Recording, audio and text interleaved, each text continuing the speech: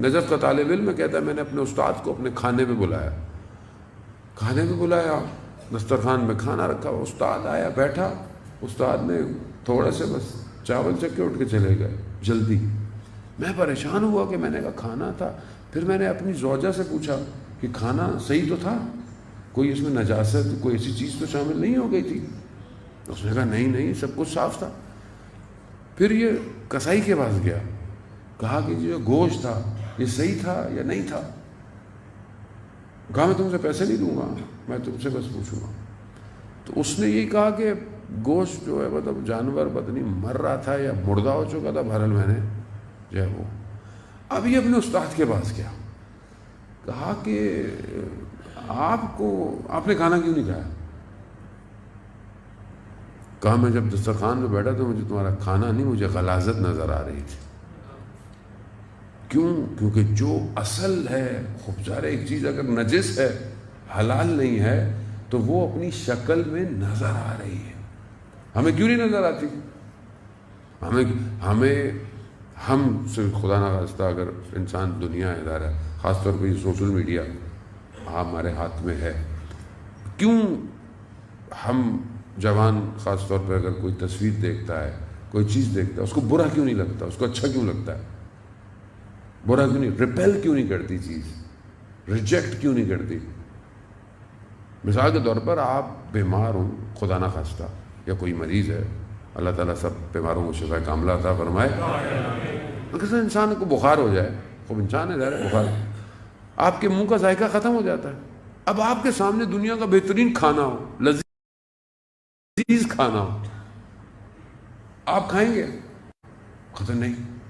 کیوں؟ کیونکہ ذائقہ ہی نہیں ہے، طبیعت ہی نہیں ہے. ایک شخص کو خدا نہ خاصہ وومٹ آئی ہوئی ہو، اس کے سامنے کھانا رکھو، بھائی رہنے دو، پھر وومٹ کروں گا کیا؟ کیوں؟ کیونکہ کیفیت اندر کی بدلی ہوئی ہے. اب اگر انسان کی جب روح بزرگ ہو جاتی ہے یا اس راستے پہ چلتی ہے تو اس کی کیفیت بدل جاتی ہے، تو وہ پھر چیزوں کو ریپیل کرتا ہے. گناہ، بعض علماء ایسے ان کی زندگی میں مکروہات بھی نہیں ہیں. یہ جو مکروہ چیزیں ہوتی ہیں، مثلا رات کو کھڑے ہو کے پانی پینا، کراہت ہے، حرام نہیں ہے، کراہت ہے، وہ بیٹھ کے پئیں، مستحب بیٹھ کے پئیں رات کو.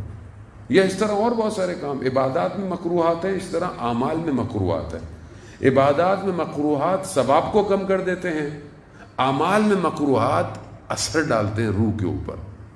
تو اس لیے دونوں مکروہات بالکل الگ ہیں.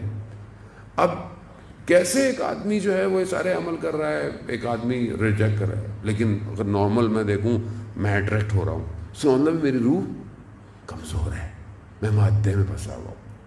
ایک شخص جو ہے وہ اس سے کوئی غلطی ہو جاتی ہے، یا مثال کے طور پر گھر کے اندر اونچی آواز میں بات کر لی، اپنی وائف کے ساتھ تھوڑا سا تلخ کلامی ہو گئی، شرمندہ نہیں ہو رہا، بلکہ اور کہہ رہا کہ یہ تو میرا حق بنتا تھا، میرا یہ تھا، میرا وہ تھا.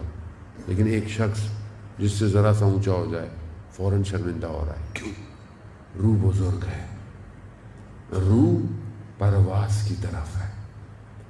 یہ سب سے بڑا میٹر ہے. آج جس ہم دور میں رہ رہے ہیں مادے کے اندر، وہاں ہم اپنی روح کے اوپر کام نہیں کر رہے. جانے موت، روح کے اوپر کام جو ہے وہ تبھی ہوگا کہ جب ہم اپنی روح کو وقت دیں. یہ جو عبادات ہیں، یہ جو مستحبات ہیں، یہ جو نیک عمل ہے، یہ روح کو وقت دینا ہے اصل میں. یعنی صرف اگر ماں باپ کے چہرے کو دیکھنا نیکی سے روح کو بزرگ کرتا ہے. یعنی بغیر کسی لالچ کے آپ چہرے کو دیکھ رہے ہیں، مسکرا رہے ہیں.